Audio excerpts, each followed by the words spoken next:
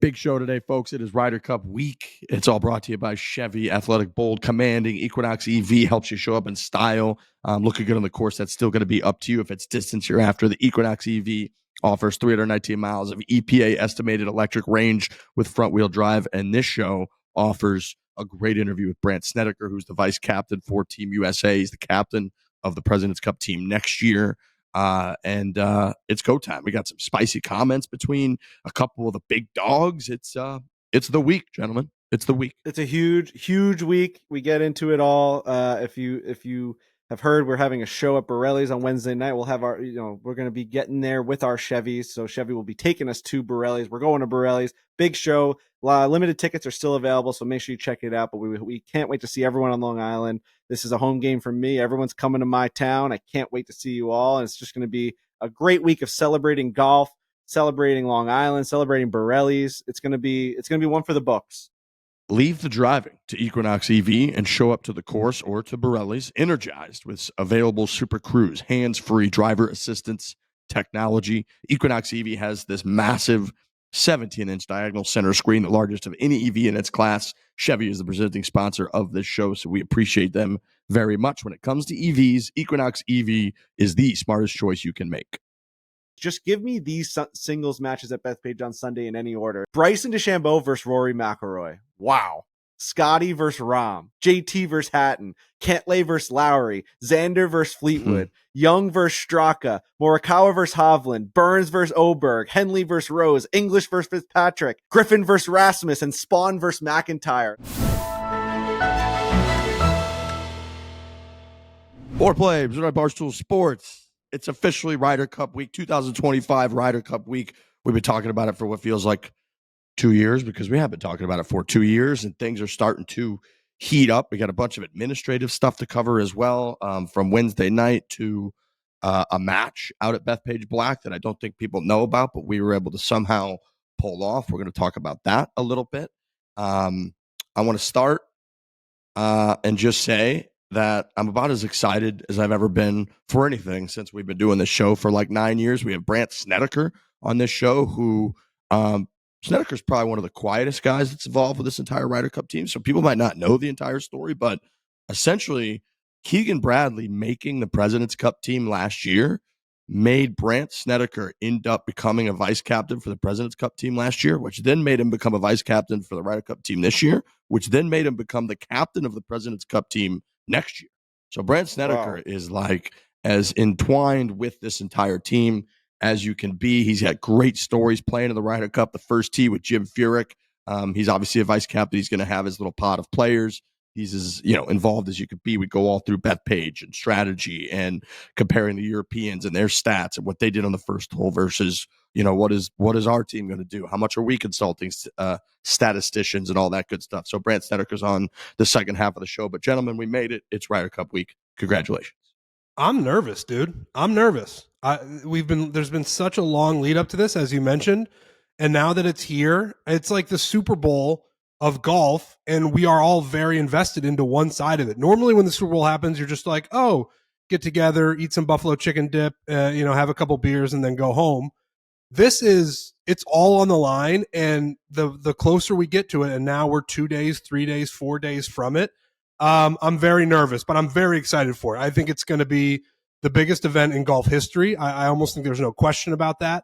And I just want balls in the air because it's just going to be pandemonium. But I mean, we made it. It's Ryder Cup week, and I'm very, very, very excited for it. Yeah, this is something that we've been waiting for a long time as a group, but obviously here on Long Island, you've just been hearing about it. When I went to book out my wedding, this was obviously 2 years ago, they were like, good thing you guys are doing it at this time, because one more year after that, we would already have the build out going for the Ryder Cup. Like things would start moving around. You'd start seeing construction coming in. There'd be like a lift here or like a crane here. Things are just going to be all over the place. So that beautiful view of one with the warning sign and everything you never know what was going to be outside those windows. So this has been in the plans and in the works for a long time. We met a lot of people in the past few weeks that have been here on the island that have been working on this thing for years, just like scoping out where certain tents are going to be and how people are going to flow in and out. It's an absolute scene. They're making people drive all the way to Jones Beach, and then they're bussing people in from Jones Beach. They're staying at JFK. They're driving an hour to get to the golf course. It's absolute chaos out here on the island, but it's good. It's like it's that dopamine rush stuff we talk about, where it's like the anticipation of a huge event or anything in your life, any anticipation, that feeling. Right now, it's like reaching its peak. It's here. It felt like Christmas morning. Going to sleep last night knowing that this week was Ryder Cup week was an amazing anticipation feeling. So I've got the dopamine flying through my ears, flying out of my ears. I saw our guy Bobby Regan, Barstool Regs, tweeted out this today. He goes, just give me these singles matches at Bethpage on Sunday in any order. And when he just wrote it out, it got me so fired up. Like Bryson DeChambeau versus Rory McIlroy. Wow. Scotty versus Rahm, JT versus Hatton, Cantlay versus Lowry, Xander versus Fleetwood, Young versus Straka, Morikawa versus Hovland, Burns versus Oberg, Henley versus Rose, English versus Fitzpatrick, Griffin versus Rasmus, and Spawn versus McIntyre. Like every single matchup I just said. You can flip-flop any of them. You can have Scotty facing Rory. You can have Rory facing Rahm. But at any moment, all throughout the day on Sunday, you're going to have the best possible matchups you could possibly think of in all of golf. That, to me, is like the fact that that's happened at Bethpage. I cannot believe it. I can't believe it. Those names, when you go through the names, it really is incredible that you cannot have bad matchups. And boy, is there just not a weak link and on either team, but especially because I'm trying to think of it from Team USA's vantage point, thinking like, okay, when is Frankie going to say one of these names that I'm like, win? And it's like, you just kept hitting me with like Justin Rose and Hovland. I know. And you're just like, oh God, these guys are sick. You can't pick one winner out of any of these. No. On either team. No. And like, who's going to win, Patrick Cantlay or Shane Lowry? You have no idea.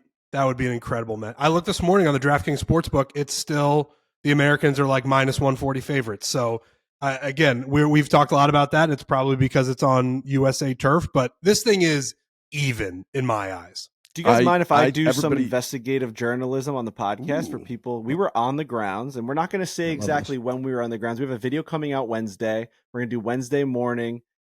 We did a video at Bethpage Black, and you're going to be able to see when we did this video, how soon, whatever. We don't have to say exactly when we did it, but like if you use your eyes, you'll realize like it's just built out for a Ryder Cup. And then if you watch the other wasn't a year ago, no, it wasn't a year there's ago. A lot of videos going out at Bethpage that are like just that won't have what we had in there, and it's unbelievable. But at the end of the day, we were able to see kind of the grounds, and this is kind of like, every journalist always does they throw the ball in the rough, in the practice rounds before a major. We got to see the rough. Guys, I think that the U.S. strategy, and I don't know if this is like public information or not, but like I'm pretty sure the U.S. strategy is to cut down the rough a little bit at Bethpage Black. That might be breaking news, because when you hear about Bethpage Black, even when you go on if you go on a June Sunday and you just sleep in your car and you get out there as a single, you play the People's Country Club, you're out there, you miss a fairway at Bethpage, you're hacking it back out into the fairway, you're taking a wedge 15, you're losing your balls if you don't hit the fairway. I mean, I'm telling you guys right now, and I don't know if this is a strategic thing or if they're going to let it grow until the end of the week. It was pretty low. Like balls were like teed up, right, Riggs?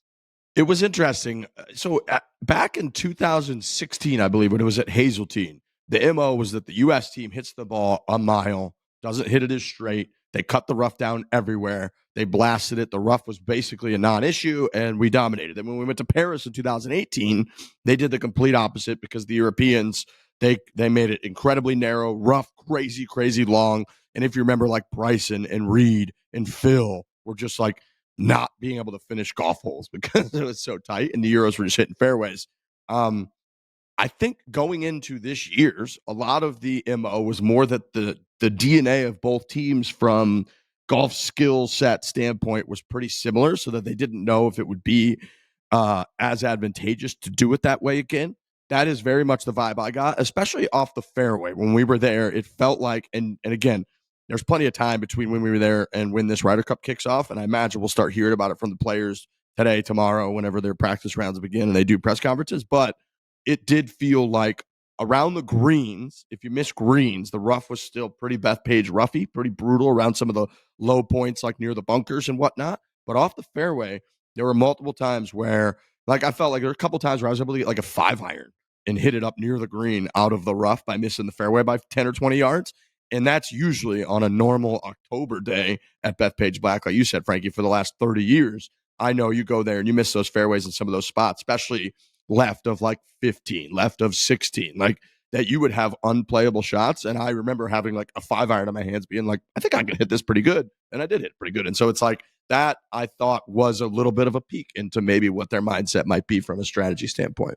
Yeah, and it makes sense, right? Like you do the analytics, you see what's going to benefit you the most, and you just go after it. You have to go all in. That's what they did in Rome. You guys talked to how they set up the golf course with Mr. Molinari, and they go into every single detail depending on like who's going to tee off first and what do we want that rough on that side of what their analytics usually does. Where do we want that rough to the exact inch of how they usually play. So it's an amazing feat what they're able to accomplish in terms of like course production, course preparation, and all the analytics that go into just playing a golf match. Because all of us that we play this game all the time, like we just go out there and we swing. The fact that they're like analyzing certain parts of the golf course based off of like heat maps and cold maps and where you usually hit the ball, where they usually hit the ball, will raise the rough there. It's like a video game. We're going to put the sliders up here. We're going to put the sliders down there. It's amazing. We went Riggs versus Frankie Sunday singles at Bethpage Black. We've never done a full true 1v1 match. I don't think we've ever done that. I think we've played 2v2s forever. We've done like 1v1v1s. We've done the whole deal. Never have we stepped up to a tee on a 4-play video and been like, it's you versus me. Who's going to win? Yeah, I was going into the Thunderdome. Frankie got married there. It's your backyard, Long Island. Yep. It was coming in as the, behind enemy lines and just trying to get a win in a singles match against Frankie Borrelli. Hell of a match. Absolutely tight match out there at Bethpage Black. So, I think people are going to love that video, that look. We teed off on the first tee with that entire setup behind you is an incredibly intimidating situation. And that first fairway is already the most narrow looking fairway in the world. We were not taking the Rory McIlroy line if people saw that video that eventually came out. So the fairway is pretty damn narrow, but it was awesome. It was an insane experience coming back across the road after you play the short par 3 14th hole and you come across the road.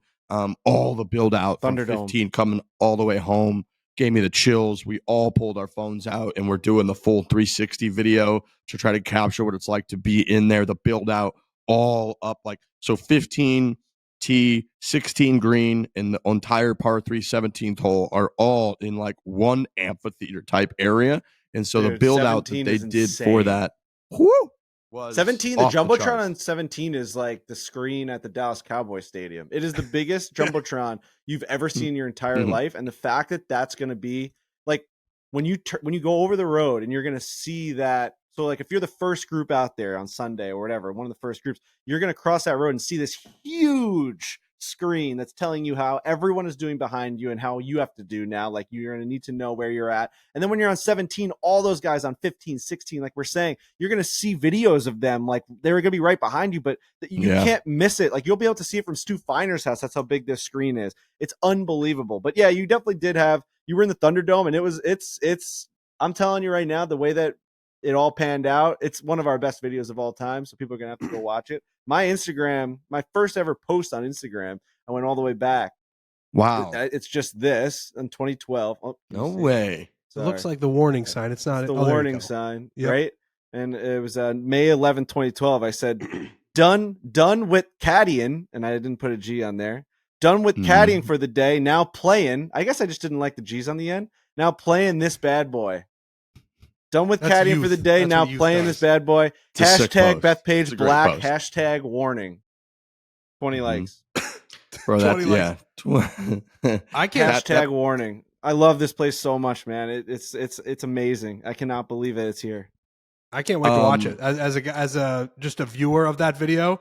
Because like you're saying, I don't think you guys have ever done it. I think maybe you did like a Francis Frankie Riggs, like that was sort of a one-on-one maybe when we were in the Dominican or somewhere, but it's never been just a straight up Frankie versus Riggs. And I, for one, like am on the edge of my seat and I'm just like, I can't wait. Well, also just two wildly opposite different golf games that the two of us have. And it was on full display out there, Trent Teddy. It was exactly what you would kind of expect from the strengths and the weaknesses. And it was a great match. So, So yeah, I'm excited for people to see it and just showcasing the course, showcasing two of us going head to head out there. Sunday singles, like Frankie said, that's coming out Wednesday, and then the final episode of the Ryder Cup, the Barstool Ryder Cup, is Tuesday. Today, if you're listening, is coming out today. We've got a pretty dominant lead, Team Riggs, after a couple victories from myself and Dave to kick off Sunday singles, and then there's still 6 matches left in singles, so a lot of points left on the table to see who can come out with the win, and $80,000 that then whichever team wins will need to be wagered to see if you can potentially increase that wager or that amount won or go down to zero. So people need to make sure you watch the Ryder Cup. The feedback's been great. People have been loving it, getting everybody from, you got Big Cat and Dave and the Chicklets guys and Little Sass. And it's just all the way to us, the golf guys and everything in between. Kirk made his presence felt big time. Oh yeah, Kirk's all doing over his the Ryder thing. Cup. He's Winning all over matches, that thing. losing matches, but he just brings the big moments. There's some big moments out there. It's funny when you just go through the social media of it. It's like it's just Kirk losing his mind out there. He really does bring that energy to that type of environment. Yeah, and he tweeted out this weekend that I'm next, so I think that we have a match. Right. That we're lining up between myself and Kirk Minahan. He reached out to me a few weeks ago and was like, I would like to play in this hater series against you. And I was very careful in my response, but I said, of course, I would love to do it. I said, I know there's obviously some sort of angle here. And then his response was he was like, yeah, like content. That's what he said. That's the angle, yeah. Good call. I saw he tweeted this morning. He always tweets out what shows he's going to do this week, Kirk does. I saw that the Golf Gambling Show is making a return. Are you on that show or no? I don't think I'm currently on the Golf Gambling Show. Okay. I was curious. I wasn't sure. Yeah, I think during the Internet Invitational dramas is when Kirk and I kind of stopped being on speaking terms. It's with Kirk. We went from being very good friends to not even really speaking. And I think during that time is when maybe Mutt was brought on and replaced me on the Golf Gambling Show. And I will tell you this, I believe I've gotten no communication about the Golf Gambling Show, so I would assume that I'm not on it anymore. But I will say that I think we have secured a date and a time, and the way that we are going to do this match against Kirk and myself is I'm going to go into Kirk's backyard. We are going to invite as many Minna fans and fans in general as want to come, and we are going to play in front of a crowd, and we're going to see who wins. Shit. Dude, so I think we're going to Boston. He's a tough opponent in those situations, man. I mean, you see him there in the basketball game, and he brings it in those environments, dude. You are definitely going into the Thunderdome. You got to go into the Thunderdome.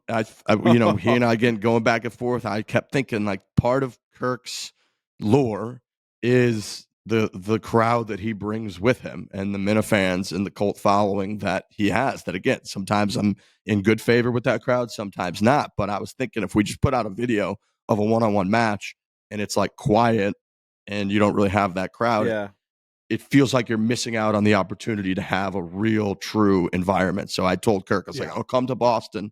I'll come up to Boston. We'll do it in the Boston area in the month of October. And so we'll figure out those dates, course, all that, and let people know. But the plan is to play in front of a live crowd. And again, we could have some fans there too, but I think they'll be significantly outnumbered and, not as loud as the Minna fans, I would guess. Wow. That's going to be great. This is incredible. Absolutely. I mean, it feels like we're going to have to come support you in that. I mean, can't just let you go out there and just have nobody on your back, on your bag or on your side. I will but be, also that would be funny. accepting just throwing you right into the wolves. Just alone. The only people. The nice part about the hater matches, you can usually hear like Brendan with the drone from 200 yards away clapping when I make a putt or something. So that's always fun. So it might get that. But yeah, that's the latest with Kirk. And then we've got a few more kind of updates. Is merchandise at the Ryder Cup this week. So if you're going to the Ryder Cup, I've kind of got this crew neck on. We've been wearing the gear over the last couple of weeks. A bunch of it was online. We've got even a slightly different assortment. There you go. Frankie's got the hat for in the merchandise tent. I saw our boy Beef was out there promoting it. It was open this last weekend from, I think, Friday through Sunday. And then, throughout this entire week, if you're going to the Ryder Cup, make sure you check out our part in the shop. All the stuff came out great. It's amazing. And the fact that we kind of have our logo co-licensed with the Ryder Cup logo is still just really, really cool and something I never thought we'd get. So we worked very hard with our team our merchandise team, our apparel team, who are the best, to kind of whip up cool creations, and they're there. So make sure people check them out. It's still crazy that when people take videos in that shop, there's major apparel brands and then just Barstool Golf. The fact that we have any real estate in that tent is truly incredible. And I'm not going to, blow each other. I'm not going to suck myself off here for too long, but it's pretty crazy when we've seen a couple videos come, because it was open this last weekend, no ticket needed. You could just go in there and get a bunch of stuff, which is an incredible thing that the PGA of America does. And the fact that we're in there is just really fucking cool. Yeah, shout out to our team. Shout out to the PGA of America. They really get it. I mean, even in the fact that we have the video coming out on Wednesday, they understand like kind of where we've come from and what we're trying to build and how we need to keep pushing forward. And they give us kind of open open lanes to do whatever we feel like our fans will love. And one of those things happens to be our merchandise, and like to be able to do it the way that we want. Also, like the hat that Riggs is wearing, like we really went back and forth a bunch of times about, can we put the little Bethpage boy in there, and like where can he go, and can you have the logo on it? It's like they really understand what we're trying to get at and what we're trying to do, and like curate it to our own feel and our look. And they've really been amazing. So can't thank them enough. The PGA of America, they've been amazing. They only do these, they do the PGA Championship and then they do the Ryder Cup, and they nail it. They really nail it every time, especially for us. So been very accommodating, and our team, again, like we've said a million times, has just absolutely crushed this assortment. It crushed on our website, and it's going to be flying off the shelves in the actual tents there. It's insane. Yeah. Like I have all because think about how many people like I know that are going to the Ryder Cup, right? I'm on Long Island. All my friends are all golfers. Everyone's going to the Ryder Cup. And like the fact that they're going to be able to go into the tent and just see like the brand that I'm associated with there, with the likes of the Adidas and the Peter Millars and all these huge, just like you see these logos around, you're like, oh my God, I can't believe Barstool Golf's one of them. Like you're saying, Trent, like how is that even possible? You guys are just the brand that like doesn't hit like good golf shots. Like how the hell do you have an actual apparel brand now at every single major, at every single Ryder Cup? It's crazy. It's absolutely crazy.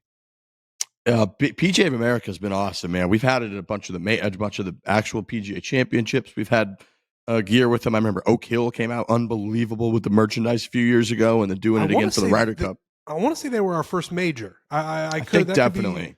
Yeah, I think it was. There was a PGA championship where it was like, by the way, we got merch in the tent at a major, and that was a big step for us. Yeah, that Oak Hill, I think it was Oak Hill with that logo. That logo's phenomenal. And so yeah, they've been really, really great. So make sure you go once again, check out all of that gear. It's going to be in there. And then speaking of gear as well, if you are listening, we are still working to get merchandise into pro shops. And I went to Wecopa Golf Club here in the Arizona area, which is one of the first places to get it in their shop. They said it's been selling great, and it came out phenomenally. I snagged one of these hats. We had a bunch of hats, a bunch of stuff, and it is Barstool Golf at barstoolsports.com. So if you run a pro shop, if your home course, whatever it might be, reach out. Our green grass operation, we're calling it. Beef's been great with that too. But we're trying to, work with more shops to get our logo, your course logo, and put, cool customized stuff in pro shops. So people can reach out at Barstool Golf at barstoolsports.com. That's an email address right there. Okay.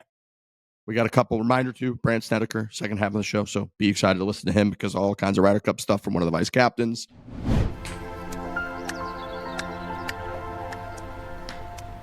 College football season is back, which means tailgating, cheering crowds, and the excitement of being in the stands before kickoff. It's all back.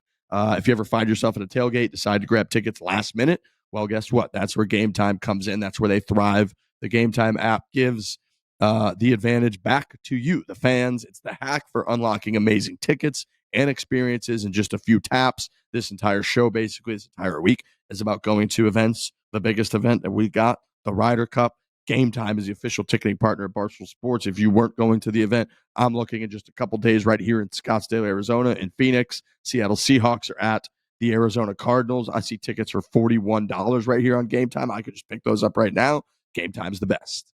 There were some amazing football games this weekend. I don't know if people were watching the afternoon slate or the early slate yesterday. There were just some incredible finishes. You can be a part of that. You go on Game Time, look at tickets, go to a football game near you. Baseball playoffs are right around the corner. College football is going on. There's a ton of events to go to, and there's no better place to get your tickets than our friends at Game Time. Yeah, I mean, I'm looking right now. There's tickets to the Ryder Cup on Game Time, right? You can get your tickets to the Ryder Cup. And then also Nate Bargatze, Friday night. You go to the Ryder Cup in the morning. Nate Bargatze's playing Madison Square Garden, 7 p.m. You got $50 to get into Nate Bargatze, who is our favorite comedian in the world right now. This guy's unbelievable, just coming off the Emmys. It's all on Game Time. So it's not just the games. It's not just sports. It's concerts. It's plays. It's everything. It's comedy shows. Make sure you go on there. It's the best. Take the guesswork out of buying tickets and out of buying college football tickets with Game Time. Download the Game Time app, create an account, use our code, which is Fore, F-O-R-E, for $20 off your first purchase.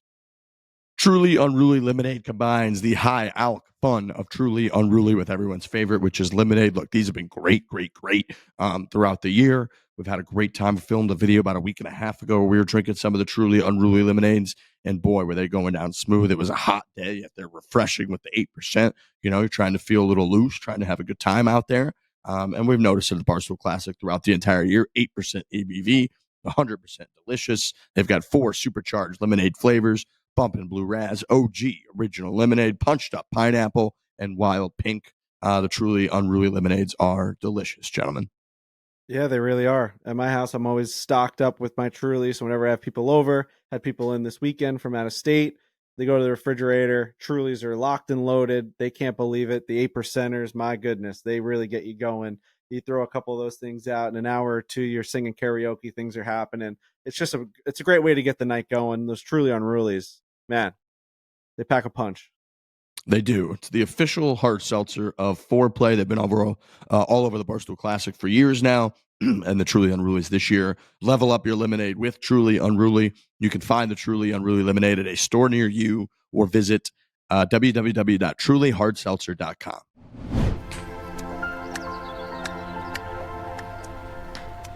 Now we got a little bit of spicy stuff going on. We got Bryson and Rory, who Bryson and Rory have had an incredible 2 years back and forth. You couldn't have more different personalities when it comes to the highest level of the game of golf right now. Bryson, when he does interviews, is asked, about why he's doing this or that. And he always answers, I really want my legacy to be growing this incredible game and more kids. And Rory's answer in a lot of these press conferences is like, I don't even want to play tournaments anymore. I just basically want to play the majors and then go be on vacation with my family and go back to London.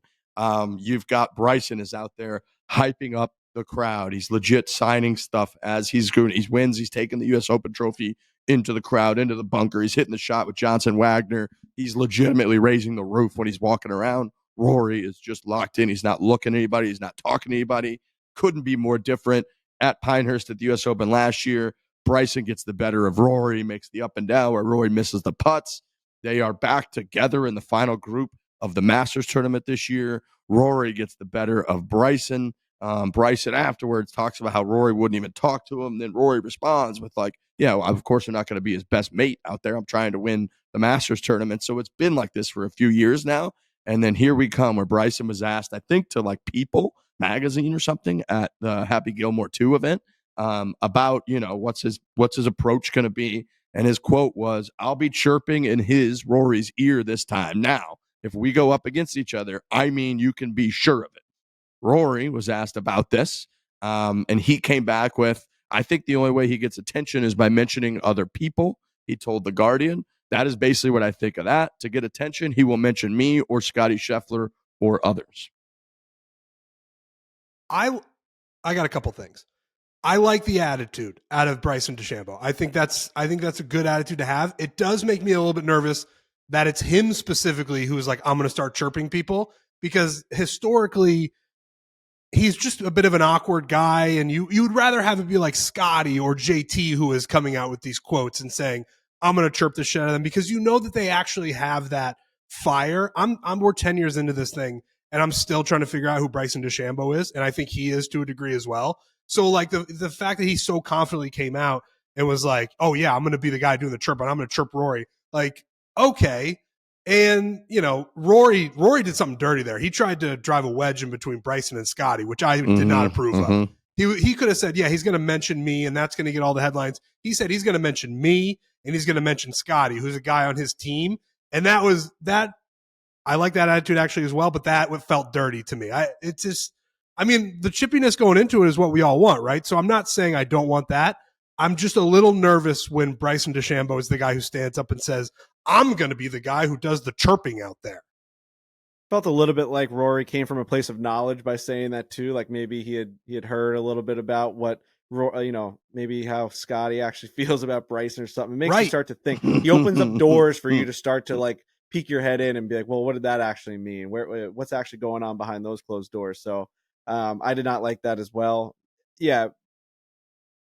Bryson Bryson tried to get people to stop saying Brooksy to him. Like if that's going to be our guy leading the chirp campaign, like he's historically like not been able to handle chirps. Like, I mean, Didn't he literally recently in a live event, wasn't he like, hey, we got to tone these chirps down. Like I'm all for the chirping, but we just got to tone it down just a little bit. We got to keep it classy. God, what was the quote? What was the exact quote walking across the green or after the green? That was so good. Fuck. He appreciates the banter. Oh yeah. I appreciate the banter. See, I also don't like it's chirping is a thing, right? Like that's a thing that people do, but I don't necessarily like when you lay it out so specifically where you're like, I'm going to chirp you. And there's going to be a lot of banter out there. That sounds like an old guy who used to work for Barstool where you're like, we're going to make some chatter online and we're going to make sure things are going, we're going to create some conversation. We're going to have some organic conversation. Organic conversation. If you're going to talk shit, just talk shit. And like, Bryson makes me nervous in that regard. Well, dude, that's what we always say about like, and not to bring it back to the Inter Invitational, but a lot of that drama that was going on about the Inter Invitational was like who's going to be there to chirp each other, and it's like, well, like you don't really like plan that like if you're planning that's like outrageous, right? Like I'm going to show up, and that was always like Kirk's defense too. He's like, I have like nothing planned. I mean, like I'm just going to go there and we're just going to like scream at each other, I guess. Like if things get heated, if someone crosses me, like no one has like I'm going to show up and I am going to make fun of him after the first hole, and I hope he can't take it because my mathematical ideology about how Rory McIlroy can handle this type of chirp should favor us. It's like, what the fuck are you talking about, dude? It'd be so weird. Like I'm with you. Like, what are even the logistics look like behind that? Like Rory comes off the first green and Bryson's like, nice not birdie, bitch, or something. And it's like, what? Like that just wouldn't. Like, well, just like Rory now could be like, oh, like how long did you work on that one for? Like you've given Rory all the ammo, being like, good one, Bryson. Like, have you just been studying Frankie, for that? The actual chirping is what Rory did. Where you say something that makes him go, why did he say that? That was well done. Like Bryson's like, he's holding a dictionary going, I'm going to chirp you guys. And look at what that says. I'm going to talk shit to you. And that is not how you do it. Rory was like, I know something in conversations that I've had with Scotty about Bryson. And now Bryson has to think about that. That's actual chirping. That's what I mean when I'm nervous about this, like this Bryson leading the charge on it. Oh yeah, now he is sitting there going like, is that what Scotty really thinks? Does Scotty really think that I just get 100%. Attention by talking about it? What? And then Rory's over here, right? He's smiling ear to ear at like Friar's Head with Shane Lowry and Tyrrell Hatton, and these guys just having like the best weekend ever out in the Hamptons, and Bryson's over there in a cocoon of horror because he thinks that his own teammates think he just uses them for attention. So yeah, that I would say right away that backfired, and it is such a Bryson thing to be like, I am going to be chirping at this tournament, and you're like, well, that's also not true. Like, I don't know that outside of like bickering about a rules thing or something that like maybe you're trying to get under somebody's skin, you don't actually chirp. Like you know what I mean? Like there's a clip when Rory and Patrick Reed made those huge long putts at like Hazeltine, I think that was.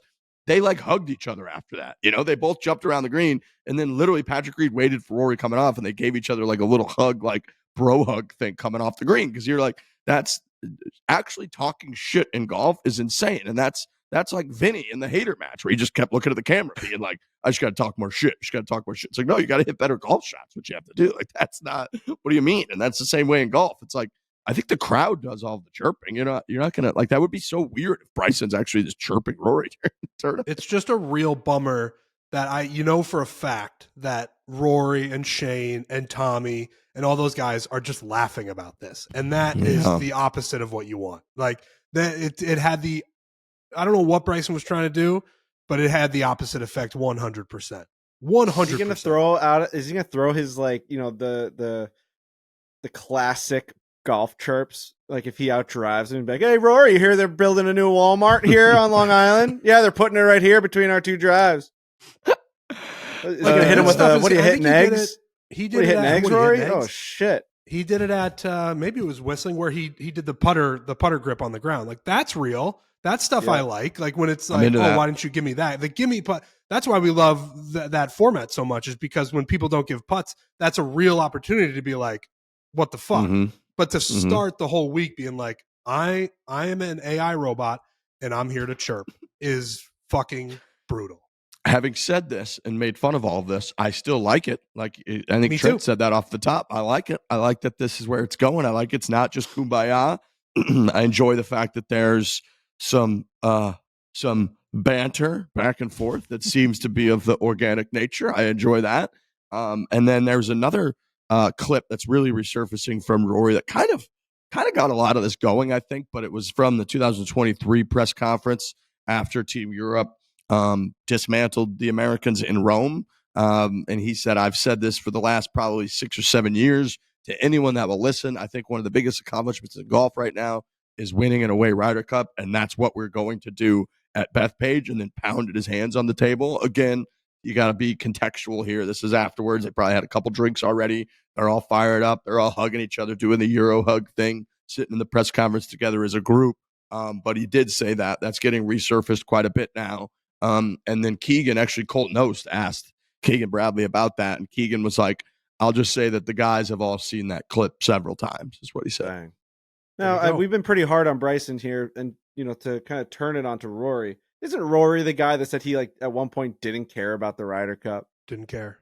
Like, what are those quotes? Can we pull those back up if we're going to start pulling back quotes? Like this guy Rory McIlroy, as much as we love him and that we were celebrating his Masters victory, when it comes to these weeks, you got to pick a side. It seems like we're leading a little bit too much on like we liked his chirping more than Bryson. So I'm going to bring it back onto Team America side. And we're going to say this guy, like people don't forget, man. Like you said, like the Ryder Cup was like an exhibition, like bullshit little week. Like now all of a sudden it's the most impressive thing in golf to win the away Ryder Cup. Shut the fuck up. What are we talking about? Can you pull up these quotes, Ryan Richardson? Like what the hell did this guy say? Yeah, I mean, not credit to him, because we're trying not to give credit to him because we're on Team USA. No credit. But if one were to give credit, it's like he has walked that back so much so that he was crying at Whistling Straits after his singles match, if you remember that. I do remember that. But the original quote, because he got walked though. He said, it's not that important of an event for me. It's an exhibition at the end of the day. Obviously, I'll try my best for the team, but I'm not going to be running around fist pumping, is what Rory said. What are we talking about? That's insane. Yeah, now also like now it's like cool to be in the Ryder Cup, so it's like of course it's the most important thing. Come on, man. I know you're allowed to walk back, and I'm not saying like people you don't like whatever you say doesn't mean like that's exactly who you are. You are allowed to change. So I want to be on that side. I'm not going to like cancel culture freaking Rory McIlroy. No, let's do it, dude. We'll bring him back next week. But this week, no. It's just, it is funny when you're like so much on the other. You know what I mean? Like he was to have a quote being like, "This thing sucks," and it's an exhibition. It doesn't really matter to me. And then to be like the leader of this is the most important thing in golf. Is very, very funny. That's like that's a 8-year difference. I mean, I don't even know how much time has gone by. Let me read this quote again because of how ridiculous this quote was. This is in 2009. Rory McIlroy of Team Europe in the Ryder Cup. He plays for Team Europe. He said, it's not that important of an event for me. It's an exhibition at the end of the day. Obviously, I'll try my best for the team, but I'm not going to be running around fist pumping. I do love Rory, so it is hard, and I hope he knows if this ever gets back to him, which it doesn't, because he doesn't give a fuck about this. But we have to pick a side at some point, and we bleed red, white, and blue. So like, if you're going to sit here and try and stir up our guy, we need Bryson DeChambeau to go out there and win matches. We can't have, we can't have the foot on the, pedal to the metal for Europe, and they're just going to be grinding our gears before balls are in the air. We got to start peppering them. We got to start throwing them on their heels a little bit. Like, you don't care about this event. It's built into you. It's in there somewhere deep, Rory, that you genuinely don't care. It's in there deep, man. You know it is. He did. His quote said, he said, "I said that in my naivete as a young swashbuckling lad," is what he said. "I now have been a part of the Ryder Cup a lot, and what those three quotes couldn't be farther from the truth." Is what he said. All right, I'll give it to him. I mean, yeah, I do think that people get swept up in things. He probably got his ass kicked after that Ryder Cup or whatever, and he's like, "This thing sucks. Like, I'd just rather go win." 2009 was a long time ago. It's a long time ago. He was probably getting his ass kicked. I truly didn't know. I wouldn't have known if Rory in 2009 was playing at Ryder Cups or not yet at that point. Probably not, right? That's before. Maybe his first one was 2010. So he would have been 20. He had to have, because he said, like, I'm going to play as hard as I can for my team, right? I mean, he had to have been in that Ryder Cup, whatever that quote was from. Yeah, that was maybe 2008. Was that his first Ryder Cup then? Could have been. Not sure. 2010 was his first Ryder Cup. So he was probably going into it. He was like, I'm getting asked all these questions, and it's like, by the way, I don't give a shit about this event. He hadn't played it. I'm going to try.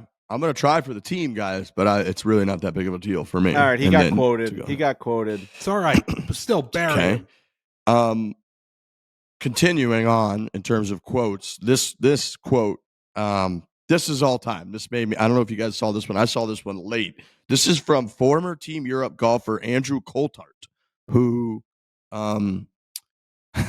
he warned that the current roster's wives and girlfriends, quote, might not be a great idea to go out there, and they should watch it from a room where it's safe and secure. He went on to say, "Now, I know that's not what they want. They'll want to be there with their man and their son to give them support," Coulthard told The Sun, "but it potentially could be an atmosphere they will never, ever be used to, and it could be quite upsetting and challenging for them. As a player, you deal with these things, but nobody wants their wife or partner to be abused, and there's no way the crowd control and the stewards are going to be able to stop that." Jesus. What a quote. You got to hide your wives and kids. You know what I mean? You got to hide your wives and kids. Along with that Rory interview where he was asked about Bryson, he did allude to what the atmosphere is going to be like. And he just got right up to the edge of where I've gotten to, where he didn't say there was going to be a shove or a physical altercation, but he got about as close as you can. And he referenced back to the last Ryder Cup where, he himself almost got into a brawl with Joey LaCava and all those guys on that green. I don't know about this Andrew Coulthard character. That seems pretty like over the line, and that would be over the line if people are doing that at the Ryder Cup. But I would say between the fans and the actual participants, even Rory is kind of like preparing for it to be pretty fucking crazy. And Frankie, as a New Yorker, what are you expecting? What do you think the crowd is going to be like? Like they're getting a lot of hype as like this could be the craziest crowd in sports history. Yeah, I mean, everyone's hyping that up, and at every single event, that's something like everyone always gets on Philly fans, and everyone always gets on like New York fans, and it always ends up being like whenever there's just a raucous crowd at like a big event, everyone's just saying shit and booing the other team and whatever. I dealt with this when someone threw a fake little snake on the ice during the John Tavares return game when he went to the Toronto Maple Leafs and played his first game back at the Coliseum.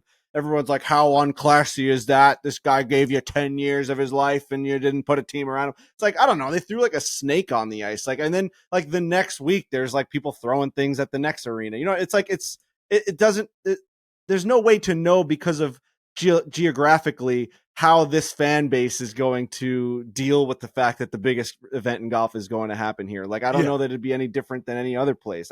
Everyone's going to be super excited, and they're probably going to be booing Europe as much as they possibly can. They're going to be cheering real hard, and they're going to be probably drunk, and they're going to be going crazy. But like, I don't know that it's going to be any worse or any different because it's in New York. You know what I mean? Like, I feel like it always gets overhyped a little bit. And then like every single big event, there's always chaos. There's people fighting in the stands. There's people getting punched. There's people getting lit on fire outside of stadiums. It's like, it's crazy, right? Like, it's just chaos no matter where you go. Go watch any football game. There's like there's an old man getting punched by like a little teen. And it's like, holy fuck, dude, is this what sports is now? It's like, it doesn't matter. It's going to be crazy for sure. And I would hope that people have a brain and they're like they're not going to like eviscerate a player's wife. Like, I mean, hopefully people have like manners, like human decency, right? Like, can we all root for human decency out there? I mean, I don't know.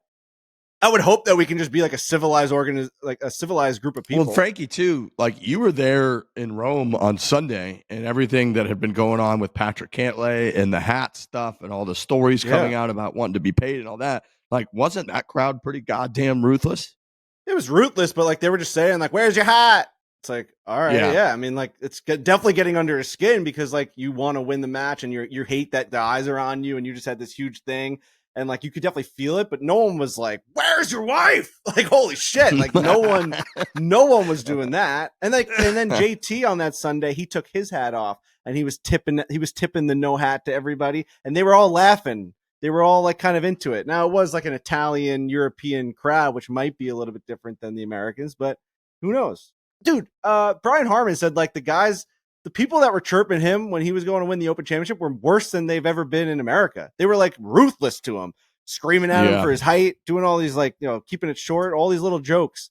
And he's like, yeah, I mean, you would never be able to tell where I was. If you just dropped me on that fairway, I would never be able to tell you specifically where I was. They were just screaming super mean things to me. Yeah. Right. Right. I don't know what point I'm trying to make. I guess I'm just trying to say like, doesn't matter what the fucking event is. If you're going to get a lot of people together, they're going to root on your team. They're going to boo the other team. And like, yeah, hopefully no one goes over the line. I don't think that the wives and girlfriends and mothers should not go to the event. That's kind of my final takeaway is like, I think hopefully people are going to be like, let's say if it gets to the point where like that, they can't go, then like we have a real problem there, right? It's like a security breach. Like it's 100%. like it's like, it should be national news. It should be national news. Like it should be like that's chaos. Like if they're getting like harassed and I think he used the word abused. Like at some point, like that's abused. Like he said like the marshals won't be able to handle it. Like that's like an overtake. This is insanity. Like what do we think's gonna happen? First of all, these tickets are like $1,000 a pop. Like what kind of? You're not getting too many like psychopaths in there. I mean, you have to have a decent life if you're spending $1,000 for a golf ticket. Almost crazy to put that into people's heads even. Be like, where are they at? Let's chirp these wives and somebody. Holy fuck. Golf match. But I guess, I mean, I did say I predicted a shove, and to even put that in people's heads might be the wrong thing to do. But I just know that it's the thing for me is there's almost now this expectation that we're putting on the crowd, right? Where you're like, I worry about that. It's almost like a bachelor party in Vegas or in Scottsdale where it's like, oh shit, we're going here so that we really, and then one guy gets blackout and he ends up in jail. It's like, oh, you pushed it a little bit too far because we all talked about how crazy it was going to be. And that could be a similar thing with crowds, I think. Yeah. And I think, Frankie, one of your overall point, I think is that like crowds can just get overgeneralized a lot. And I think that the New York crowd gets that. They could get that heavily. And same with the Philly. I think the Philly crowd's a great example. And then, you could pick out one or two examples throughout, history and claim that then like these fans are so much crazier and more violent or scary than other fans. But in reality, it's like, go look at like what the Chicago Cubs fans did to Bartman, It's like, there's just, that's like, dude, those are Midwestern people. We're supposed to be the nicest people in the world in the Midwest. I mean, Vancouver like lit their city on fire when they didn't win the Stanley Cup. And then like, I'm dealing with Toronto fans being like, you guys threw like snakes on the ice. Like, dude, one of your goalies was quoted of saying he had to leave Toronto because he was getting death threats to his house. Like, I mean, Toronto Maple Leafs fans might be the craziest fans out of all. If you're going to start throwing over generalizations at people, it's just no matter what fan base you're on, you're always going to, you're getting hyped up for your fucking team. I don't know. Like one team's not worse than one. So I don't think that this New York one's going to be any crazier than people anticipate. It's just going to be a fun, electric crowd.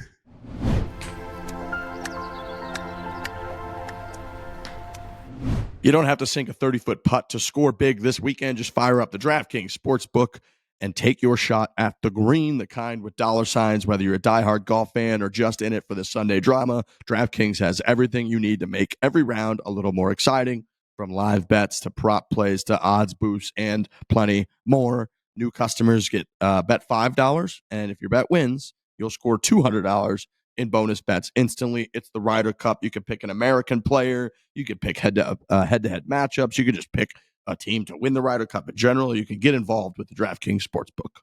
Frankie, were you on Eagles minus 3.5 yesterday? Sure was. I saw you tweet about it, and I wasn't on either side of it, thankfully, but I saw you tweet about it, and I couldn't believe it. What a finish. Yeah, I mean, because they were down the whole entire game. They had come back. They kept the Rams at 26 points for the whole entire second half. So you're like thinking to yourself, oh man, the Eagles are going to come back and win this, but I'm not going to cover the minus 3.5. So you're not really paying attention to the game if you're not an Eagles or a Rams fan. And then I was watching Red Zone. You see it. You see that blocked kick, and you're like, okay, that's pretty cool. They're going to win the game. And then he runs it into the end zone, and things start to add up in your head. You're like, I just covered minus 3.5 for no reason. You went from the team losing outright to then covering minus 3.5. If you had the Rams plus 3.5, that's the worst beat of all time. Yeah. It is what it is. It comes with the territory. But that's just a little bit of the action that you're getting with the DraftKings Sportsbook. You throw it on there. You had the Eagles minus 3.5. Comes out of nowhere for the victory. Best feeling of all time. So happy. I'm texting everybody, calling people. It was unbelievable. That's the DraftKings Sportsbook for you. I've had a great couple weeks on the DraftKings Sportsbook. I had ASU on Saturday, just money line, and we're out here at Isabella's Kitchen over at Greyhawk with a bunch of ASU alums. And we're obviously here in Arizona. They kick a field goal to beat Baylor at the last second. So get that win. It's all hyped up because of the DraftKings Sportsbook. So take your swing at winning some dough this week. Download the DraftKings Sportsbook app. Use the code FORE. That is code FORE. For new customers, you get $200 in bonus bets instantly when you bet just $5. Only on DraftKings. The crown is yours. Golf is hard, but protein is easy now with the one Hershey's Double Chocolate. Made with 18 grams of protein, only 1 gram of sugar to deliciously fuel your golf game. I just got a new package of these, of the Hershey's Double Chocolate. I ate like 3 of them this weekend. I think I had one Friday, one Saturday, one Sunday, just in the middle of the day, 18 grams of protein. They're so good. I keep them in the fridge, you pull them out so they're like cold and they get firm and just delicious when you bite into those things. I think on the box it says as good as it looks. Am I correct about that? I think there's a wording that says as good as it looks. As good as true. It looks. Go check that because I don't want to misquote them, but I'm pretty sure it says as good as it looks. They are as good as they look because you can't believe they only have 1 gram of sugar and 18 grams of protein. Does it say that on there? That might be. If not, it might be their new tagline. You might just come up with that, Frankie. As good as it looks. It better say that. As good as it looks. That's just something that Frankie was thinking when he ate this. He's like, you know what? These are as good as they look. I don't know, man. I don't see it, Frankie, but it's got. They are as good as they look, though. You are right. Frankie can't believe. I don't know who that's for then. Yeah, I pack these in my backpack when I'm traveling. We take a lot of flights. They get delayed. You kind of get screwed up on what meal you're on. You don't know what time of day it is. Every time of day is time for a one protein. They're as good as they look for sure. It does say you found the one. That might be what you're thinking of. Oh, look at that. You found the one. That's kind of nice. You found the one. God, let me tell you something about one protein bars. You cannot believe how good they taste. Riggs got them right now in his apartment. They're unbelievably tasty. We bring them on the road with us all the time. The one Hershey's Double Chocolate protein bars, 1 gram of sugar, 18 grams of protein. I'm handing them out to people. Whenever we have a lot of things going on in our lives, we're just grabbing those protein bars and we're on the move, eating them in the car. My new thing is I'm always eating a 1 bar in the car. It seems like that's like my new life. I'm getting the kid in the back seat. It's a good life. Strapped in. And then I'm sitting in the front seat. I hadn't eaten breakfast yet. It's like 1 o'clock. We got to take him to a doctor's checkup appointment. And I'm eating a 1 bar in the front seat. And that's where I think now when I think of 1 bars, and also now the golf course. So amazing, absolutely amazing bars. They're so good. They're really, really good. Golf snack, a snack anytime, really. So make sure you check them out. You can buy the new one Hershey's Double Chocolate Protein Bar on Amazon. Protein just got delicious.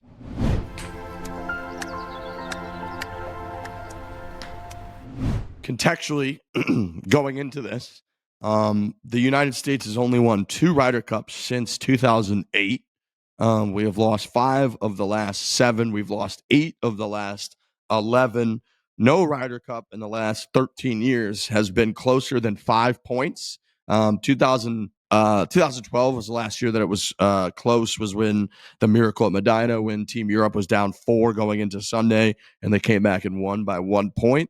But it has been over a decade since we've had a close Ryder Cup. Again, one that was even closer than 5 points. Now, we've had moments on the Sunday, mid part of the way through Sunday singles, where, if the U.S. is down, you see some red on the board and you start to think, okay, it could be tight. Max Homa had that big putt up and down after taking a unplayable against Matthew Fitzpatrick last year. That sort of like extended the Ryder Cup for another hour or two because he was able to get the win. But overall, like I said, for the last 12 years or so, we have not had a Ryder Cup be particularly close at any, stretch or coming down the stretch, and haven't had one within 5 points. So it does feel like this one's sort of going to be the one with the mix of the excitement of New York, like we talked about, some of the chirping going on, some of the high level of play that we've seen from European stars and the American stars. Like a lot of times going in, I saw a few tweets of like, let's all be reminded that like the Ryder Cup is sort of the time for like middle level European players to all of a sudden become the best players in the world for like 3 days. And this feels a little different in that like Europe has the stars now too, in terms of like, look how popular and winning now like Tommy Fleetwood is, Victor Hovland, Ludwig, John Rahm, Rory McIlroy in the year that he's had. Like they've got power stars out there. So it feels like it all is colliding. And I am hoping that we get a very close Ryder Cup down the stretch for the first time in a while. Yeah, I had my eyes on that tie, which would not be good for U.S. because obviously the Europe would they would, what's the word? Retain the cup. Retain. They would retain the Ryder Cup. I could totally see it happening. I mean, when I go from top to bottom, I can't pick one specific pairing that would beat another, and that almost tells my brain like tie. You know what I mean? If I just can't pick a side, I just like there's a third option, which is tie.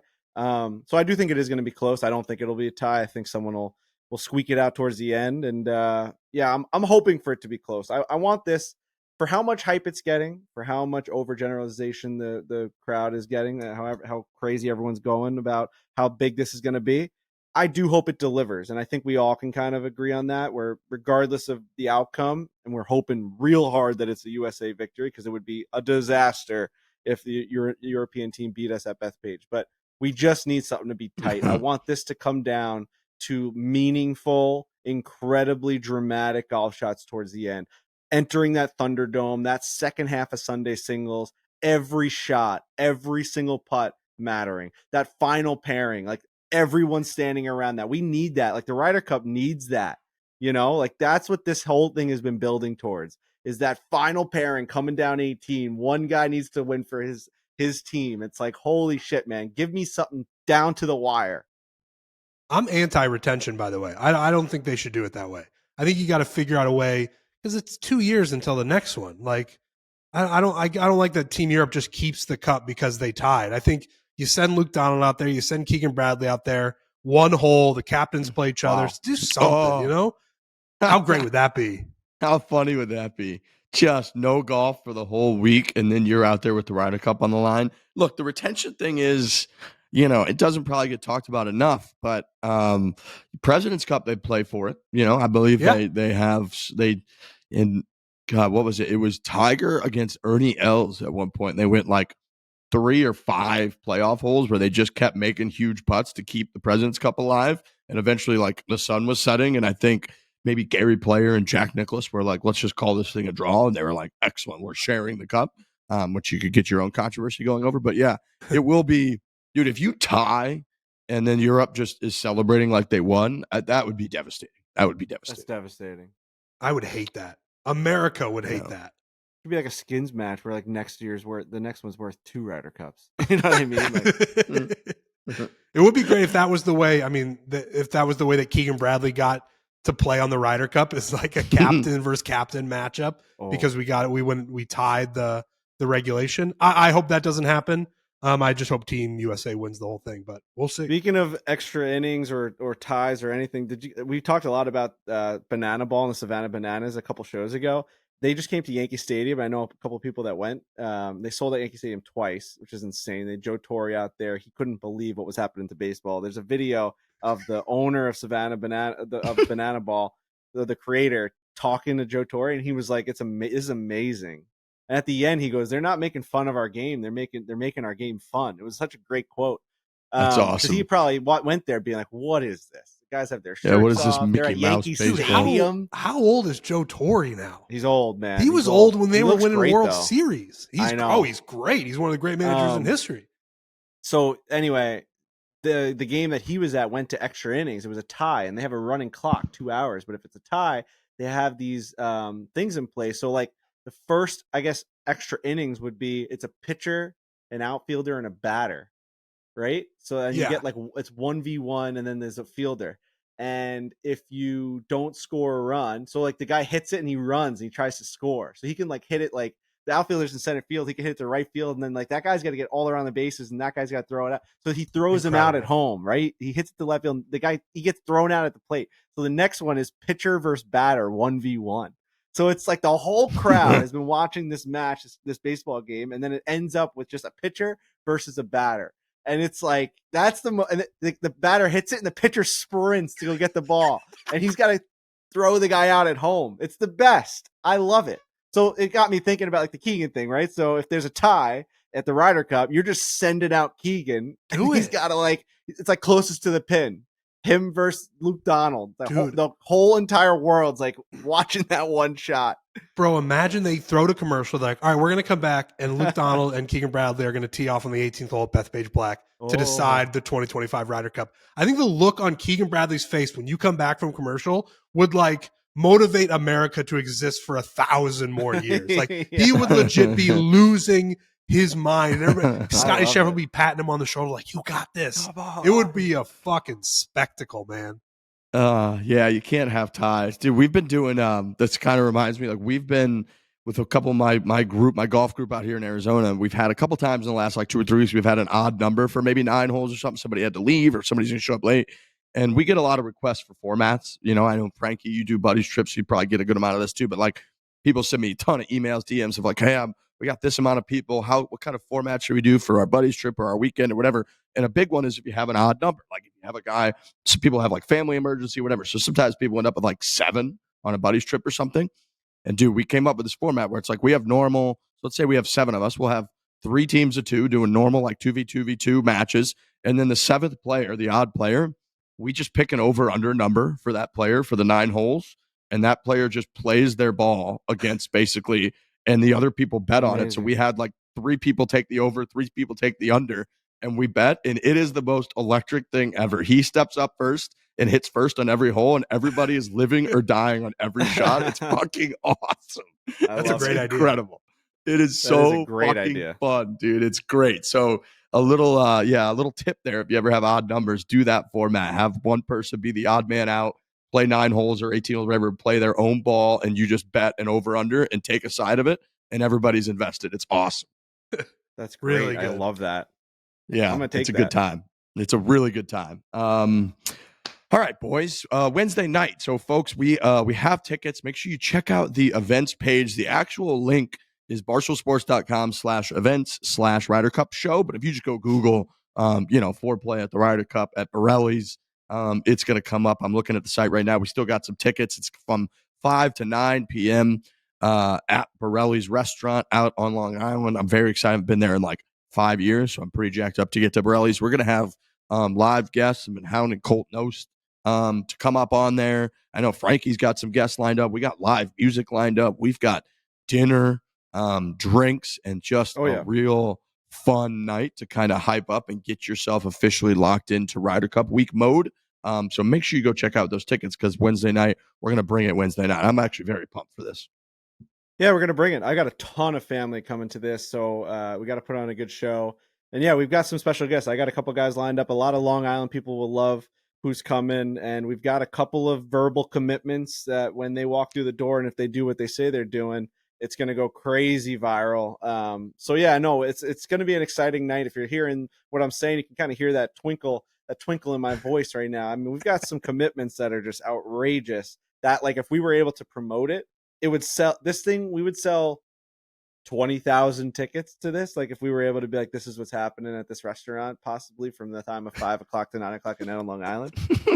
So yeah, no, we'll let you guys know if it ended up happening on the show, if you aren't able to make it, but hopefully you come just for the surprise. It's gonna be fun. Dinner, drinks, all of us up there. Again, I think, we got a couple of guests and it's just gonna be a great time. I love going to Borrelli's. I was just there 4th of July week. Always good to see. I'm sure Mr. Borrelli will be there slinging pies. Like, it's going to be a good time, man. His Most people promotion the other day putting was into incredible. a pizza. Yeah. Ooh, Outrageous. Yep. Putting into a pizza. I think I'm going to do back-to-back Borrelli's nights. I think I'm going to go Thursday, too, with my parents once they get into town. Hell yeah. There you go, dude. Love that. No, it's You well know? worth it. Yeah, if you're coming to the Ryder Cup all weekend, that's going to be our place. Like after every single time, every day that we go to the Borrelli, every day we go to Ryder Cup, we're going to go straight to Borrelli's after. We're going to be closing down the place. My dad's, he's making transfusions and John Daly's and the whole deal. He's got the whole place golfed out. Unreal. So it should be fun. We can't wait. Unreal. So yeah, make sure you go buy those tickets. Again, check out the link on our social accounts, where you can just kind of Google it. Borrelli's Wednesday night foreplay in the Ryder Cup. It's gonna be a great time. So it's officially here. It's Ryder Cup week. We made it. I'm seeing, waking up here in Arizona, I knew it was coming. I knew when I went to bed last night, because we're 3 hours behind, that by the time I wake up, all the accounts are gonna have put out there. It's Ryder Cup week posts. So it was such a fun thing to wake up to. You got the PGA of America tweeting out all kinds of pictures from Bethpage. I'm seeing Team USA out there. You're seeing all the footage. So I'm incredibly hyped up. Now we got to somehow, it's like Masters week on steroids. It's like you do so much Masters consumption Monday, Tuesday, Wednesday, that like it feels forever to get to Thursday. We got to get to Friday. We got to wait our asses till Friday. So we got some work to do. But Brandt Snedeker's on the show again. He's a vice captain for the American team.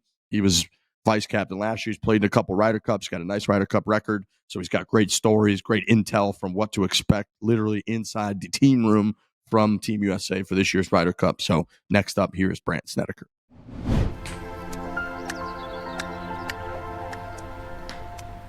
Diamonds Direct was founded by a diamond manufacturer in 1995. They go direct to consumer, cutting out the middlemen. That means fewer markups and way more value. The perks are real: a lifetime warranty that covers cleaning, tightening, even lost accent stones. If you want an upgrade, they've got a 110% lifetime upgrade policy, so you can trade up anytime, just pay the difference. And here's the big one: you buy an engagement ring, $3,500 or more, and you get her wedding band free. There's no fine print, just a seriously good deal. Again, you go buy an engagement ring with Diamonds Direct, $3,500 or more, and you're going to get her wedding band free. I actually have this really nice watch right here that I got from Diamonds Really Direct. nice. I love this thing. It pops. This is a Diamonds Direct special because they're so nice and easy to work with. Yeah, I mean, listen, there's so many different things in life that pop up that you need to get someone something special. Someone special in your life, you got to get them something special, right? It's a anniversary, it's a wedding, it's an engagement, it's birthday, and you're always like struggling on what to do. Diamonds Direct has it all right on there, and we have products. I've got a necklace, I've got a chain, I've got a diamond, I got earrings for Hannah. So we've used the website. We have the actual products with us. They're immaculate, they're beautiful, they're stunning. They're valuable. Everything about it is just great. So make sure you go on Diamonds Direct, check it out for yourself. Just save all that last minute stress, and you just know you're going to get something good and something worth it. Big moments teed up. Do not choke. Start with our picks from Diamonds Direct. Use the code Barstool. That's just the word, the code Barstool. At checkout, you're going to get 15% off your purchase with Diamonds Direct.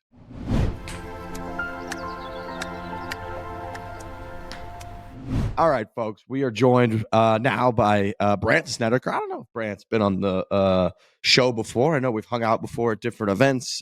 We've seen you throughout. You are, I think, you're the type of player that is one of my dad's favorite players. You love the fact he always stepped right in there, hit really quickly, the little pop stroke. He always say, that guy reminds me of Tom Watson, the way he just steps in there and hits. So been following you for a very long time. You got a great Ryder Cup record. You're the vice captain this year. You're the President's Cup captain next year, FedEx Cup winner, 2024 Payne Stewart Award winner for character and sportsmanship. So you've been just all over this game for a couple decades now.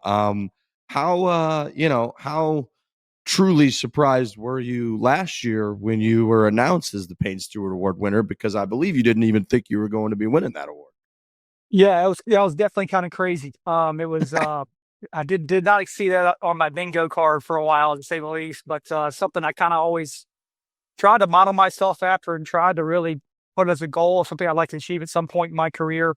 And my wife and my kids kind of were in on the surprise, and it kind of definitely freaked me out a little bit. It definitely shocked me. There's some tears involved, and But such a huge honor, and obviously to be just in the realm of guys who are up for that award is something that I felt truly blessed about and truly honored about, just because of it shows that everything I've tried to do in my career to try to not only play the game the right way, have the right kind of attitude, treat my peers the right way, treat the game the right way, but also to give back to my local community and make a difference in Nashville. To have my peers believe that I've done that worthy enough to be mentioned for that award was something super special and something I'll truly hold dear. And it's a special moment in my career. It's something that I still hold in front of my chest every time I go out there and play golf, and realize that I've got to kind of hold up to this standard that I've set for myself, and the standard these guys coming behind me that are going to be holding this trophy this year and years forward. Well, yeah, I really did. I wanted to bring that up because I think, we're technically air quotes media, podcasters, YouTubers, whatever people want to call us. But, everybody could kind of only see, for the most part, what's captured on camera. And, people could do interviews. They could, jump on and partake in some matches on YouTube and get themselves out there a little bit more. But what I think is really incredible about, the Payne Stewart Award is, your peers, colleagues, folks in your industry, in your sphere, have sort of chosen you as someone in all of your interactions and all of the things, in the way that you carry yourself in ways that may not be portrayed in the media all the time. You were picked as a Payne Stewart Award recipient, and I just think that's incredibly important to highlight, especially right now with everything going on. There's a lot of negativity in the world, in the news, there's fear, there's all that. And just being a really good person with high character and being awarded for that, Brandt, I think that's incredibly important for people to highlight. Well, I appreciate that. And I echo everything you just said. I feel like, I never thought I was doing anything special or anything that was different from anybody else. I just had two parents who would have beat the crap out of me if I didn't do stuff the right way, treat people the right way. And I had an older brother who always made sure that I kept my head on straight. And then, not to mention, I've got a great wife and two kids who are always looking to me for making sure that I can, lead the family the right way and be a good role model. So, just very honored to have people think that I did a good enough job of that to be worthy of that goal. And now I've got to teach my kids those same values, and hopefully people who get to know me and spend time with me realize that it's not a fake thing. It's not a front thing. It's just who I am and how I live my life. And I feel like the guys that have won that award before me were great role models for me and guys I looked up to and really try to model myself after. Well, I think you've clearly done a great job of that. And I think that to kind of segue from that, you've also found yourself now in a spot where vice captain last year for the President's Cup team, going up to Canada, President's Cup captain in 2026 next year at Medina, and now a vice captain this year for the U.S. Ryder Cup team going to Bethpage. So I think all of that is sort of in line. There's a follow through line that people could kind of follow of, you respect your leadership, all of that. I want to start with last year and becoming a vice captain. And there was, Keegan's been a huge part of sort of your pathway through all of this, where last July he's announced as the Ryder Cup captain. Bit of surprise just in terms of the lineage and the way that it worked for several years. A lot of people excited about it. Pretty much everybody excited about it. Keegan with his history, with Bethpage, with the Northeast in general, with the Ryder Cup and his relationship with the Ryder Cup. But that then he wins the BMW last year. He becomes sort of a player for, not sort of, definitely a player for the President's Cup team, opens up a spot for the vice captaincy. You become a vice captain.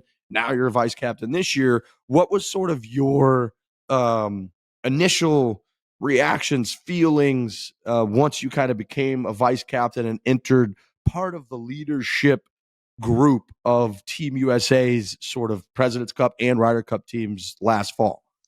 Yeah, I got to give Keegan all the credit here. If he doesn't make that team last year, I'm probably not in this position. I think, when he got the captaincy, I was one of the first guys to reach out to him, just told him how excited I was for him. Not because of anything selfishly for me, because I know what the Ryder Cup means to him, and I know what he's gone through in his career, and to have that kind of a moment of people thinking that you're worthy of this and you're going to do a good job of it. I really felt like he was the right guy for the job at the right time. And so I was just so excited for him.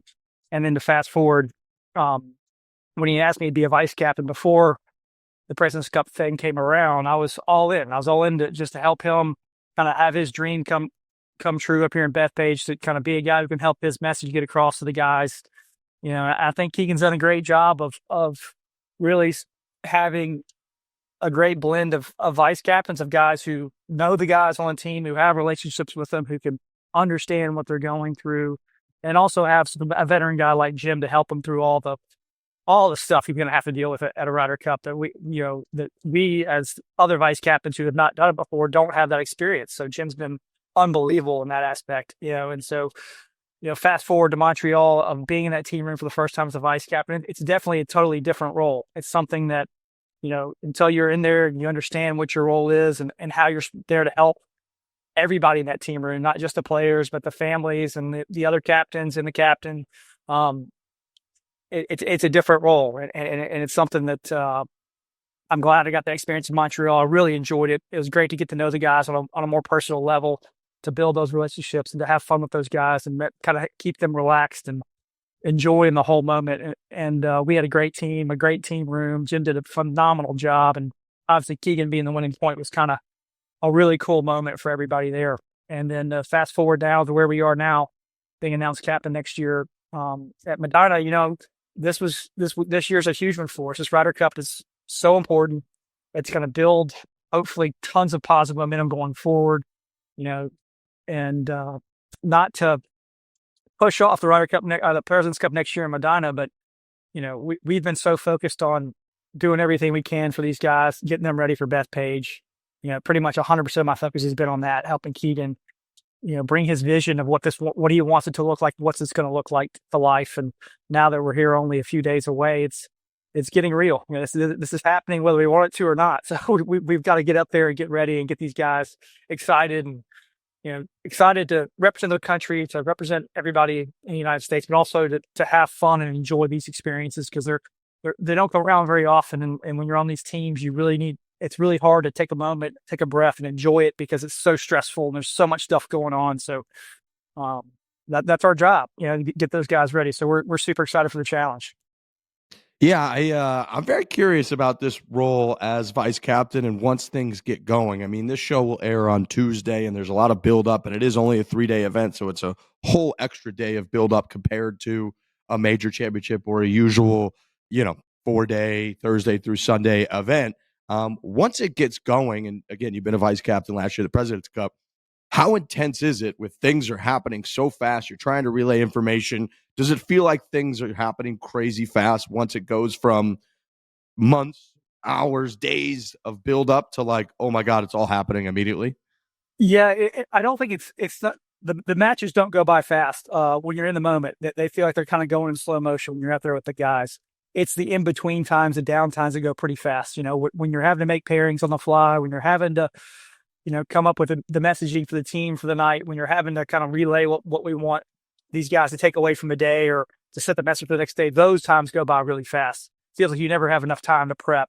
You never feel like you have 30 minutes just to sit down and chill and kind of think of what you want to do. But like when the matches are actually going on, you're out there, you're kind of in the moment with whoever you're walking with, and really trying to help them any way you can, and kind of relay what's going on in the match to the other vice captains, and you're kind of listening to how their matches are going, to get kind of a feel for, how the guys are playing, what's the energy like, what do we need to do, do we need to be, more, get them more excited, do we need to bring them back down a little bit, how do we help their kind of process, and then also trying to relay what we're seeing to Keegan so then he can make a more informed decision on how the afternoon might go or the next day might go.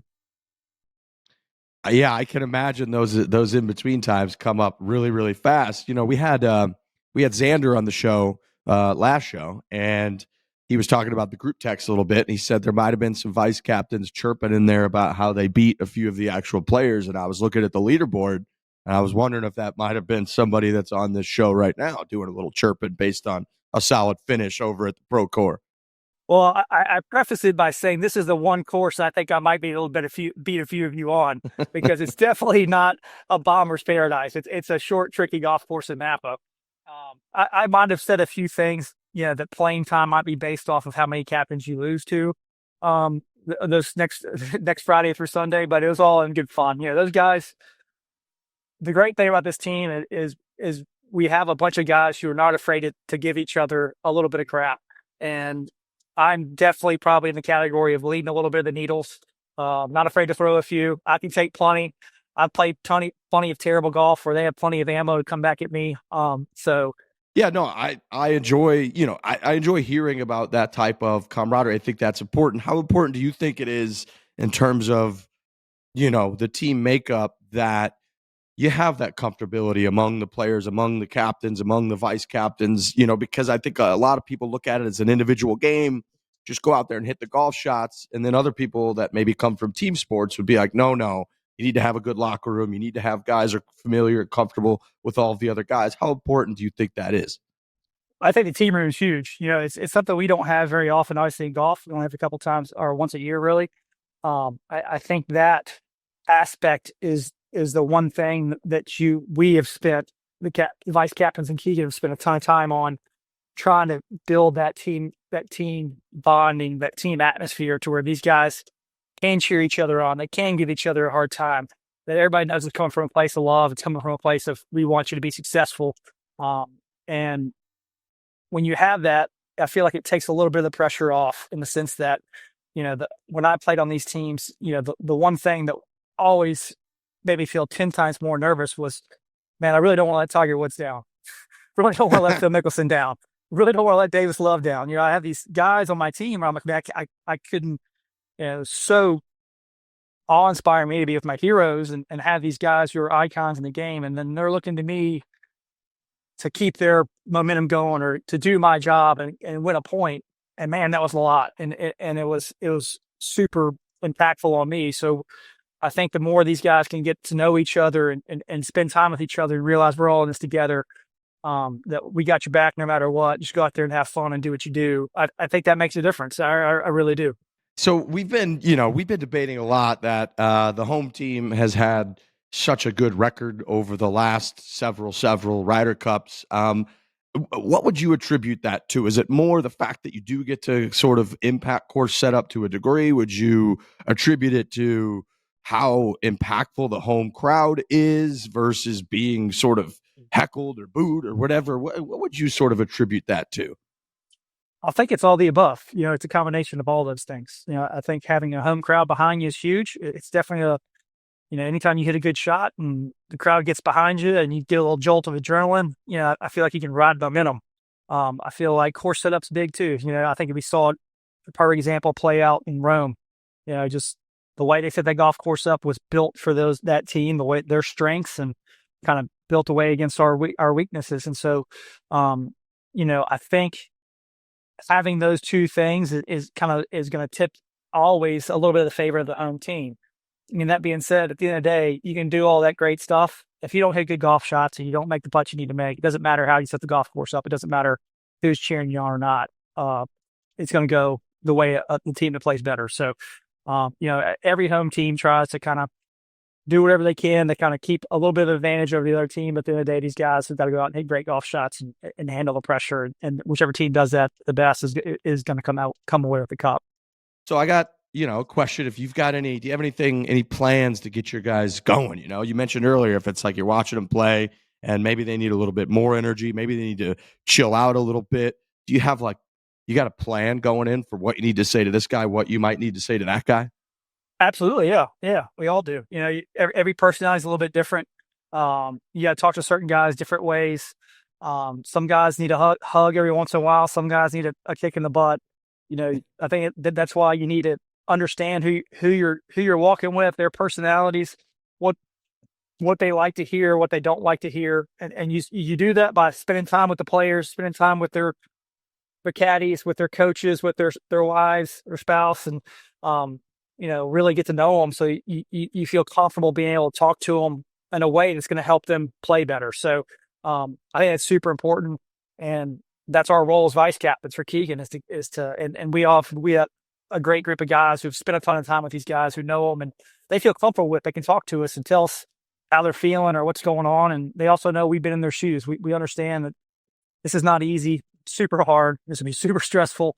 So we're there to help any way we can. Yeah, I always wonder how you guys do balance when you're considering players, captains, picks, who to put out where, experience, whether it's Ryder Cup or President's Cup, or just being in the mix in a major championship down the stretch, huge events, because I do think golf is such a game where how you handle the moment and all of the outside factors, you call it whatever you want, nerves, noise, that feeling of standing over a shot being like, okay, I know that if I'm, for you guys, not for me, but I know if I'm usually in a controlled, comfortable environment, I've got a perfect 9-iron number, that there are very few people in the world that could hit it much closer than I'm going to hit this 9-iron. However, I'm standing here right now, and based on the entire circumstances, I can't feel my arms. I can't feel my legs. My head is spinning, and I have to hit this shot. How important is it for you guys to factor in when you are making picks, that experience and that proven ability when things are not how they usually are to come through and play it at the highest level? Well, I mean, I think it's a factor. I don't think we over kind of give it way too much credence. I think the biggest thing you want to pick when you're picking a team is, our stated goal the whole time was to pick the 12 best golfers. Period. End of story. That's where we're going with. We'll deal with everything else later. I think when you start picking a team based off of, personality traits, or this guy's played great under this situation, and so it might transfer over. I think you start creating unforeseen problems maybe down the road. I think the biggest thing we tried to do is just pick the 12 best golfers we thought were in the world right now and let them go do what they do, and we'll figure it out. I think it's really hard, and you're going to look back on it. The problem is there's probably 20 guys in the world on the American side who are the 20 best golfers in the world. So you got to leave some guys off this team, which are playing great, which was probably the hardest thing to do is to look down this list and say, man, golly, I wish we could pick 14 guys, or I wish we could take 15 guys, but it's just the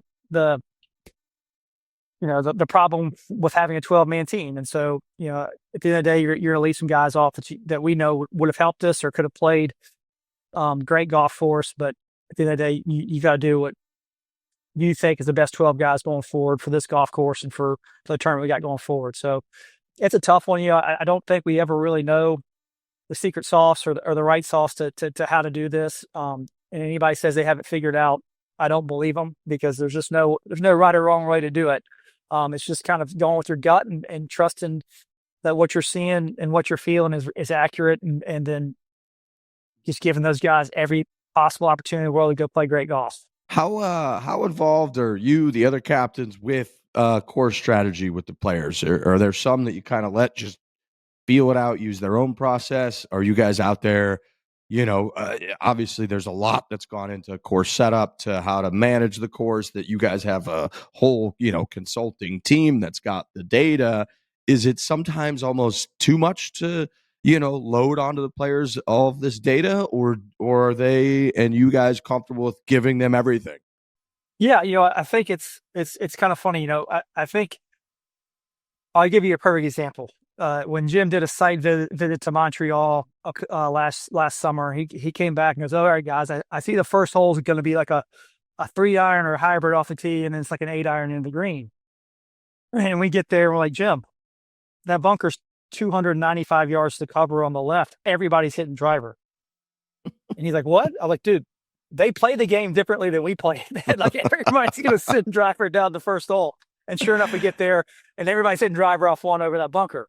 And so when we try to do like course strategy with these guys, we're like, oh yeah, they play totally differently than I do. So it's a complete waste of my time to tell these guys how to play. And so I think at the end of the day, like, we give them all the data they want. We tell them kind of how we think the course is gonna play for the week. But Bryson and Russell Henley are gonna play a golf course 2 totally different ways. And so, I think you're better off to let these guys go out there and kind of figure out their own process and their own thing of how to do it. And we just stay back and just watching all how they do it because these guys are unbelievable. Yeah, I think that's probably the right move. Is there any and the game now, God, it's so look, the game's always been great, and I'm always a believer that at every level, every generation, I guess I would say that like the best player, if they were taken in this generation and given all the training and the nutrition, all that, could also still be right up there with the best players. Having said that, it is funny that, Jim Furyk and you and like watching you guys play for years and years and how good you are that even this quickly, right? Like when we started doing this podcast 8-9 years ago, you guys were still, you're the guys. And now it's not that you're not the guys, but you're in more of a leadership role and vice captains and captains, and how quickly that game can change to where Jim Furyk can show up and be like, oh my God, this is not even close to the way that I thought they would play this first hole. It's just funny how quickly the game can evolve.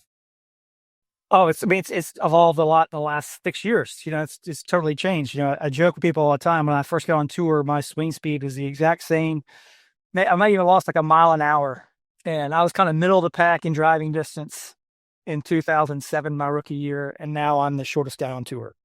And so, it has changed a lot in the 20 years I've been out here. So, it's great to watch. It's fun. Like I marvel at it to watch these guys, how hard they can swing a golf club, how much control they have over it. It's so fun to watch. And, I'm kind of jealous. I wish I kind of give Nick Faldo and that generation of guys a lot of grief when I see them, because I'm like, well, you're the reason why I hit it so short. When I grew up, it was all precision. Hit it a certain distance. Yep. Don't swing too hard at it. Don't do this. And now every kid's growing up, swing as hard as you can, man. Hit it as hard as you can. We'll figure out how to hit it straight later. So it's been fun to watch these guys, how it evolves. And I'm a huge fan of it. I feel like it's fun to see what these guys can do with a driver in their hand. It's really impressive. How on a normal week, again, which is basically 103 out of every 104 weeks, or 102 out of every 104 weeks on the cycle, the couple year cycle, it's individual. You're playing your own game, but you're not even playing against the other players. You're playing against the golf course, and now you're playing against Team Europe. So is there any effort, spy operations from you guys to figure out what they're doing and what their strategies are going to be and what their pairings are going to be? Or are you mostly just worried about your guys? We're mostly worried about our guys. We kind of have an idea of, it's pretty much the same team they trotted out last time. So we kind of have an idea of what, and to be perfectly fair, they had some great matchups and great teams. You'd be crazy not to play those guys again, so we kind of have an idea what they're going to do. But at the end of the day, like, you can't control, Ryder Cup's a little bit different than President's Cup in this aspect. Like, you can't match up teams against each other. We're putting out a lineup of 4 teams Friday morning. They're going to put out their lineup of 4 teams Friday morning, and that they just meld them together. President's Cup, you can go pick for pick. So President's Cup, you can say, we're going to put this team out first. They can match up. So it's totally different. So in that aspect, it's Ryder Cup, you're not really worried about putting teams up against other teams or whatever it is. You're putting your lineup out and saying, go get them, boys. So it's really not a whole lot of that going on, because I feel like that can backfire just as quickly as as smart as you think you get it all figured out. If you make them, they do something different and you feel like an idiot for making a dumb mistake, So it's just kind of like, hey, so put our 4 best teams out there, let them go and go do what you do. Absolutely. I think that's probably the best way to approach it. And you are right, where it's like they pretty much got the same team. It worked out for them in Rome. It'd be surprising if they deviated much from the path that got them to that point. So you probably have a pretty good idea of what you're going to be up against. I'll kind of finish with asking you, are you more nervous or more excited for next week?